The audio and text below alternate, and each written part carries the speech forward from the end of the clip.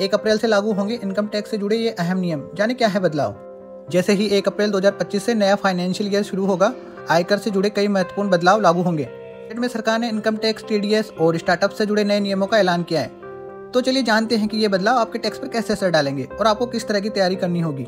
Tax slab. अब 12 लाख तक कमाने वाले व्यक्तियों को टैक्स से छूट मिलेगी। इसके साथ ही सैलरीड क्लास को 75,000 रुपए का स्टैंडर्ड डिडक्शन मिलेगा, जो कि राहत की बात है। टैक्स रिबेट बढ़ी। सेक्शन 87A के तहत अब टैक्स छूट 25,000 रुपए से बढ़कर 60,000 रुपए हो गई है। यह नई टैक्स रिजीम चुनने वालों के लिए फायदेमंद होगा। Updated tax return. Tax return file की डेडलाइन को बढ़ाकर 48 महीने कर दिया गया है। इससे आपको जुर्माना के बिना अपनी टैक्स जिम्मेदारी पूरी करने के लिए ज्यादा समय मिलेगा। टीडीएस में बदलाव। स्मॉल टैक्स पेयर्स को राहत देने के लिए टीडीएस की लिमिट बढ़ा दी गई है। वहीं सीनियर सिटीजन के लिए इंटरेस्ट इनकम पर टीडीएस की लिमिट 1 लाख रुपए तक कर दी गई है। टीसीएस की रेट में बदलाव। विदेश यात्रा और निवेश जैसे ट्रांजैक्शन पर टीसीएस लिमिट बढ़ाकर 10 लाख रुपए तक कर दी गई है। स्टार्टअप टैक्स में छूट। रजिस्टर्ड स्टार्टअप्स को 1 अप्रैल 2030 तक टैक्स में 100% छूट मिलेगी, जो एक बेहतरीन अवसर है। पुराने सेक्शंस का हटना। सेक्शन 206AB और 206CCA को पूरी तरह हटा दिया गया है, जिससे टैक्स पेयर्स को राहत मिलेगी। यूएलआईपी पर टैक्स।